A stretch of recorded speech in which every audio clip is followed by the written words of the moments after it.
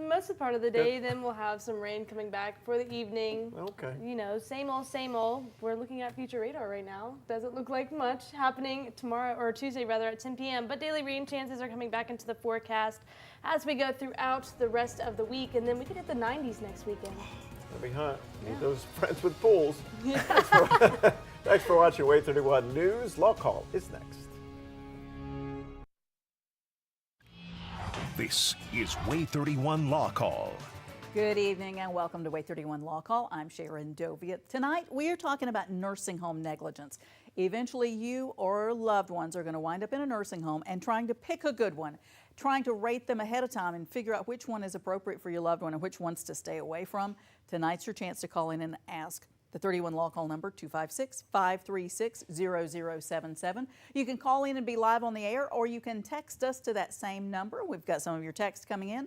You can also email questions. You send it to lawcall@waaytv.com. And when we get to a show that's on point, we pull them out. You can send an email on any kind of legal question, and we will have some. We've got some of your email questions tonight. We've also got Michael Timberlake from Timberlake, League and Brooks tonight. Good to have you here. Great to be here. Part of Happy Father's Day. Well, Hope you had a thank good very Father's much. Day. I hope everybody's had, a good day and enjoyed, some time with their kids and all that good stuff. Part of Father's Day, we start thinking about seniors and loved ones, and so we're going to be talking about nursing home negligence, and you guys see a number of cases and the terrible things that can happen. Most nursing homes are great, but there are some with problems. Yeah, typically what we see is that, they kind of tend to ride a bit of a roller coaster. Sometimes the care is very, very good. Sometimes the care is not. When the care tends to decline, it tends to be across the board where all the residents tend to suffer. And it's just got to be one of those things that we look out for.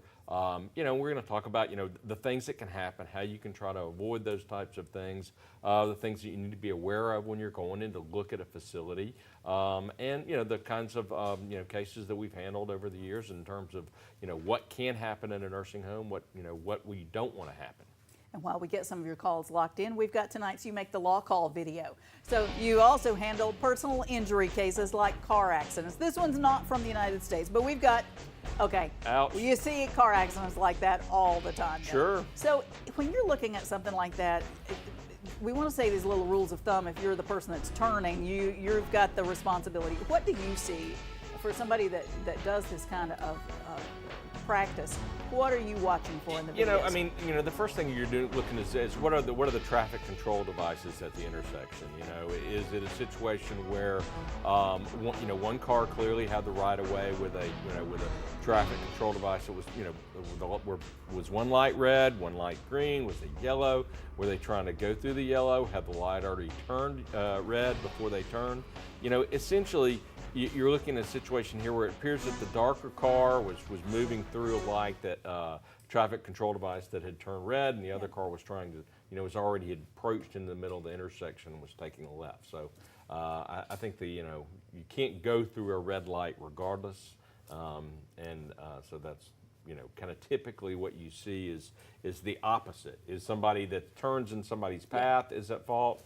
In this case, I think it's the other car. Sometimes I think that lights may be mistimed. Are we so sophisticated that you can pull records from individual traffic lights around here? Yeah, absolutely. So all the traffic control devices that you see in Huntsville are they're either tripped on a wire system, or they have some people think they're cameras, but they're really just vehicle detection type systems that sit up on top of the frame for the traffic lights.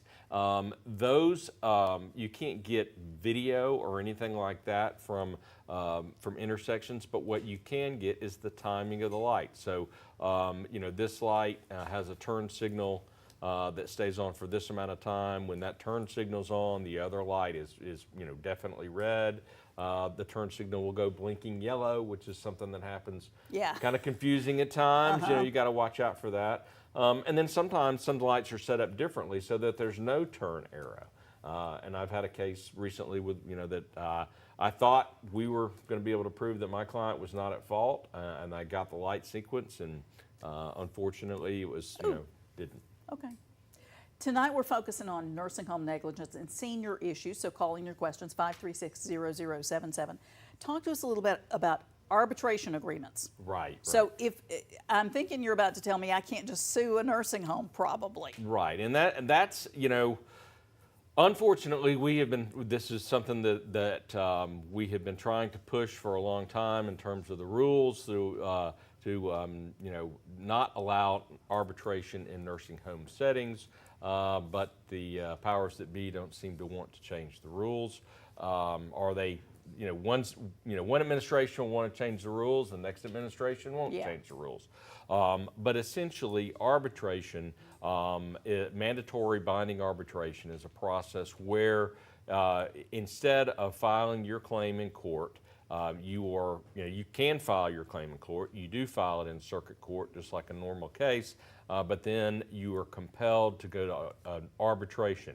And essentially what arbitration does is it takes your right away to try your case to a jury, and instead you are trying your case to an arbitrator, which can be one person or, you know, maybe a panel of 3 persons. But it's typically, you know, lawyers, retired judges, people that are, you know, not your peers. You're not trying it to a jury of your peers. You're trying it to, you know, basically educated people who have been in this type of environment. And we think from a you know, litigator's perspective that it is, you know, it's much less effective for the people that are injured to try it to lawyers, because we're jaded and we've seen a bunch of stuff, and it's you know, and we're typically more technical necessarily than a jury would be. Yeah. So you take that right away to sue, you know, in court. It goes to an arbitrator, and that's the decision. That's the decision. You can't appeal it typically. Well, you can appeal it for, you know, ridiculous reasons, but most of the time it's not an appealable decision in front of the arbitrator. You go try your case, it's over, it's done with. Okay. You know, that's Okay. it. We got this question in from Don, and it's on arbitration. Sure. He says, I had to sign an arbitration agreement when my mom went in a nursing home 6 years ago. Is that agreement still enforceable?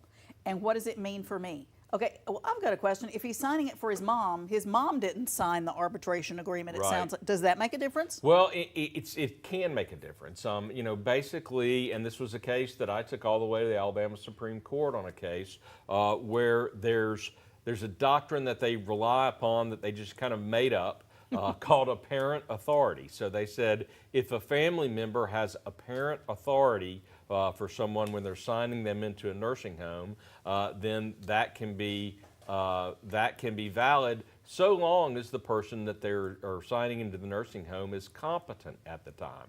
And so that's the case that I took up involved someone who was not competent when they were signed into a nursing home by a family member who didn't have a power of attorney and only had apparent authority. And then we were able to get the judge's ruling overturned and get the case out of arbitration. Okay. But essentially, you know, if a family member signs in, if they have a power of attorney, or if they sign somebody in and that person that's going into the nursing home is competent and they understand that they're going into a nursing home, then more than likely the arbitration agreement's going to be valid and in effect. Okay. We got this email question from RJ. RJ says, is there a way to find out whether a nursing home is safe and properly staffed before I allow my mother to move in there? So if you have a family member and you're looking at having to do something, what steps would you be taking to figure it out? Well, I mean, it's difficult because, like I said, the care tends to wax and wane. One thing you can do is you can talk to people that know people that work in the skilled nursing environment, the long-term care environment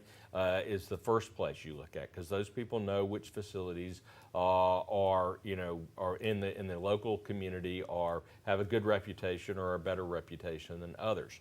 The second thing you can do is look to Medicare.gov.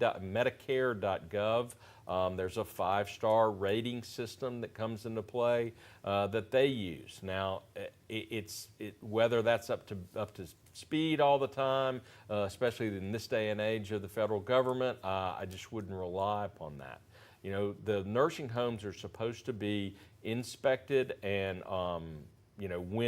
annually, and they're supposed to be inspected when there is a complaint made, specific complaint against a nursing home arising out of an event. Unfortunately, that doesn't always happen. But you can get the survey information from the last time that it was surveyed. That's available online, and that's one of the things that you want to look at before you put somebody in a skilled nursing facility. Yeah. They ought to give you a tour, right? Will they yeah, give you a they'll tour? give you a tour, and the first thing I say is if it smells bad when you tour, Yeah. it's going to smell really bad when you're not there.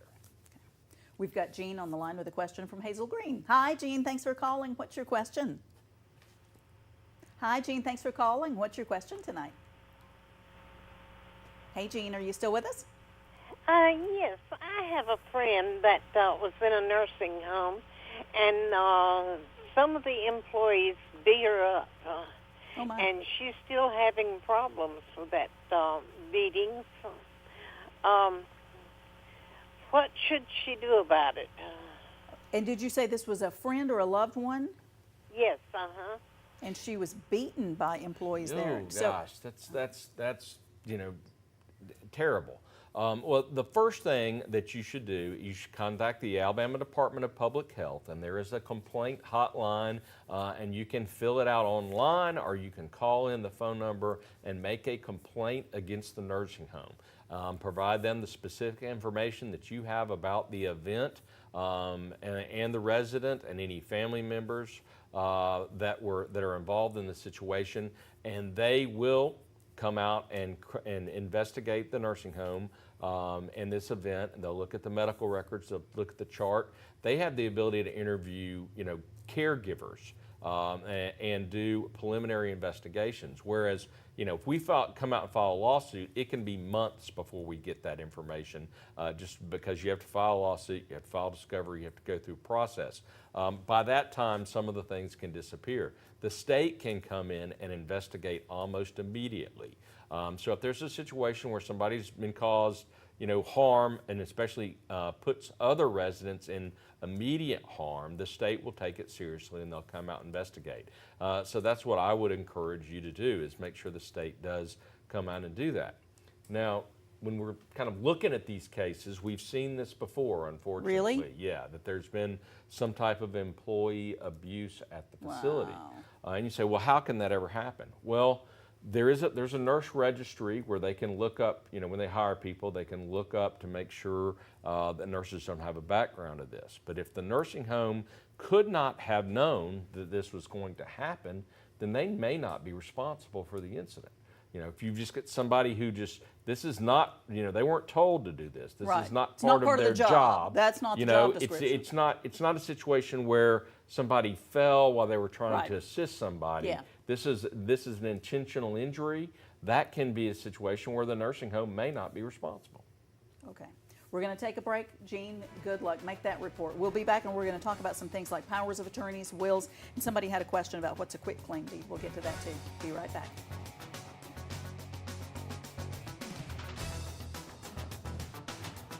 In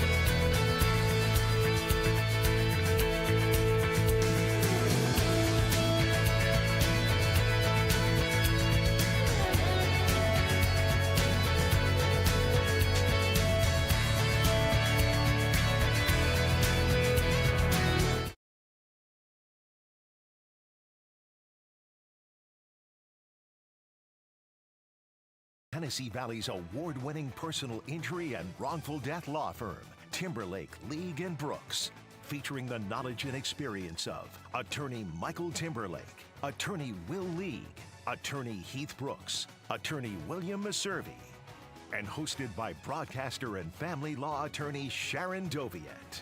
This is WAAY-31 Law Call. Welcome back. Tonight we're talking about nursing home negligence. Michael Timberlake's here from Timberlake, League and Brooks. We got a text question in, so you can call in 536-0077. You can also text us. Somebody texting in and says, is there still a 5-year to transfer family home before? And it cuts off at that, but you know what they're talking about. What are they talking about? Basically, so one of the things that not a lot of people understand or know is that skilled nursing care, long-term care, is not going to be typically covered by Medicare. Medicare will typically cover a 21-day admission in a facility for rehab following hospitalization, and it can be extended, but after that point, Medicare won't pay for long-term care. So if you're going into a nursing home and you're going to be there for an extended period of time or an indefinite period of time, you've got to figure out how to pay for that. It can be $6,000 to $8,000 a month, and that's just a lot more than people have money to come up with to pay. So people will look to what are the resources that are available. If you don't have long-term care insurance, then you look to, okay, can I qualify for Medicaid? You can qualify for Medicaid, but typically you have to have an income of monthly income of less than $2,000, and basically not have any assets. So there's situations where people have to sell their house if they don't have a spouse that's living in the house, and then they have to spend that money down before they would qualify for Medicaid. And a lot of people will call us and say, well, can I just transfer my house to somebody? Can I just give it to my my kids or give it to my loved ones? Well, you can transfer it, but you're not going to qualify for Medicaid if you make that transfer within 5 years. So if you try to go in to qualify for Medicaid, they're going to look at everything that you've done with your money and your assets in the last 5 years, and to the extent that you have made transfers, you're going to be disqualified for Medicaid. So you're not going to qualify at that point in time. You could qualify at some point in the future, but for a house, it could be a long time. Yeah. So really, if you're looking at the situation, you're trying to figure out what to do. Long-term care insurance is the first thing that we're going to do. But if you don't think you can do that or you can't afford that, then you really need to meet with a lawyer about doing some kind of estate planning so that you can transfer your assets out before you get to the point where you're going to need long-term care. At least 5 years. At least 5 years. You need to be at least 5 years out. And it happens quicker than you think. Yeah. And otherwise, people have to sell their homes. So Jean had that call in before talking about somebody being harmed at a facility, and we're not going to name we got a text message, we're not going to name the facility. Sure. I witnessed an elderly resident being beaten at, and they tell us the name of the facility. My mother told me not to report it or say anything, or they'd make it worse for the patient.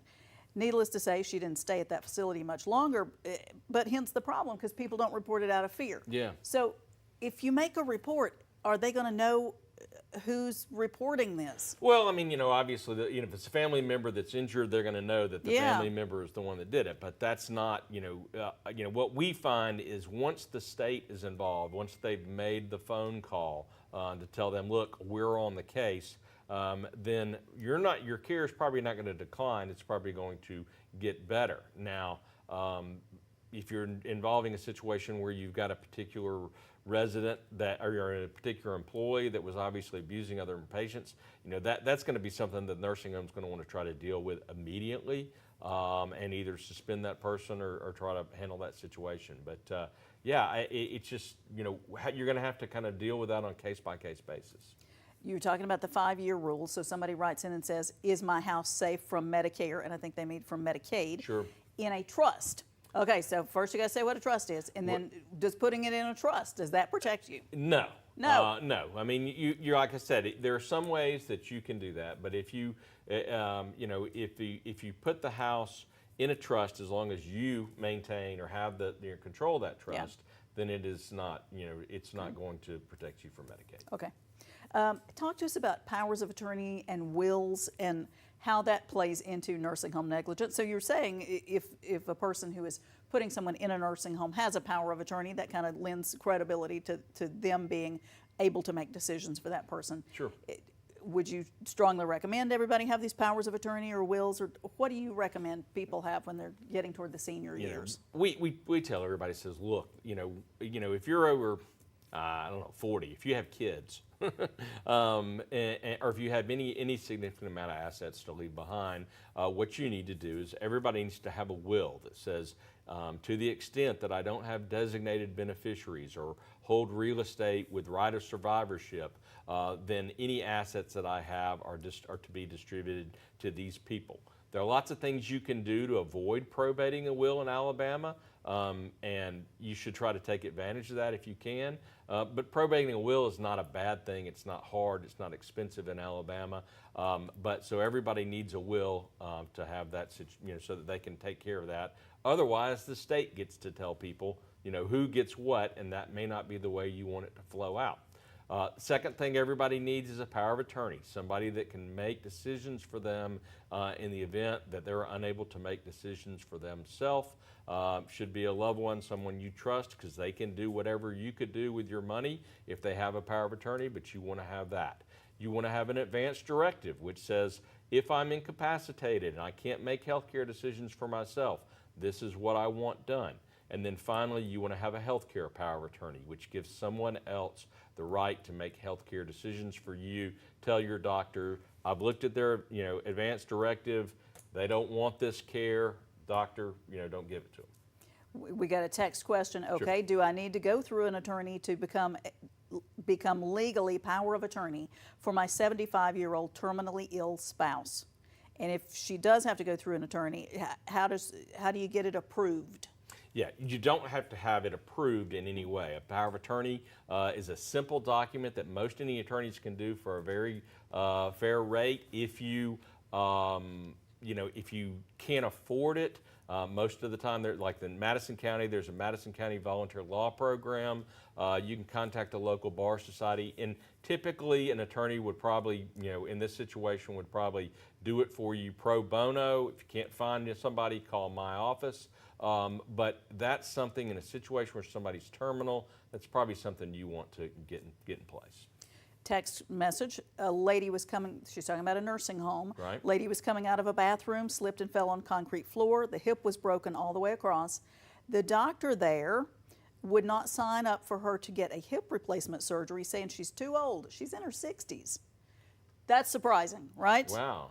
Do something, complain to somebody. Yeah, I mean, that's an interesting situation. One is, we deal with falls all the time in nursing homes. That's one of the most common types of things that we see. Sometimes the nursing home can avoid the fall, sometimes they can't. And so just the fact that they fell in a nursing home does not make the nursing home automatically responsible. But in many cases, we can find evidence that said they shouldn't have done what they've done, what they did, and that resulted in the fall.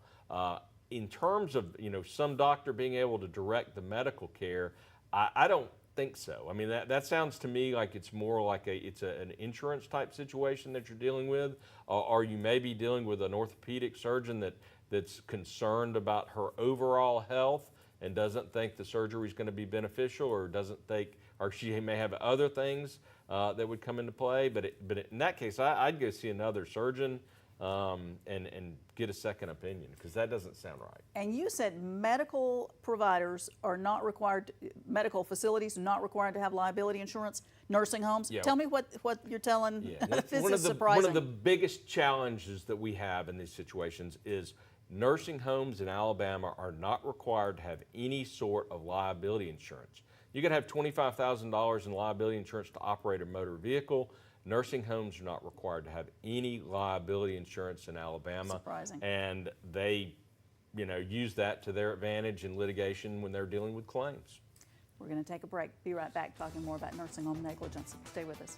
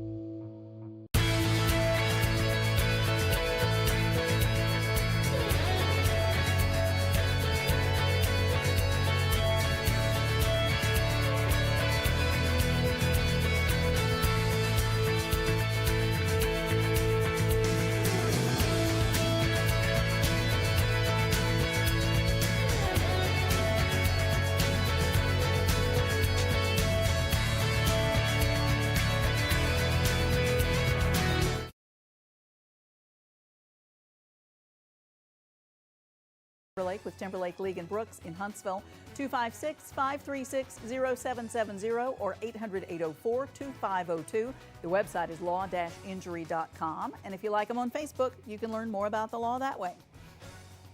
And Sharon practices family law. Sharon practices family law right here in the Tennessee Valley. 256-539-7337. She handles child custody, divorce, child support modifications, all kinds of situations that involve family law. The fun stuff. Okay, last question. Cameras. Can I put cameras in my nursing home room with my mom or grandma, and do I have to tell anybody? No, you don't have to tell anybody. Typically, we see people do this. Some facilities have a prohibition against it, but I would look into that. If they have a prohibition against it, I'd look at another facility. We've been able to substantiate some bad care with a camera. There's your sign if they don't want it. Thanks for all your questions. We'll see you next week.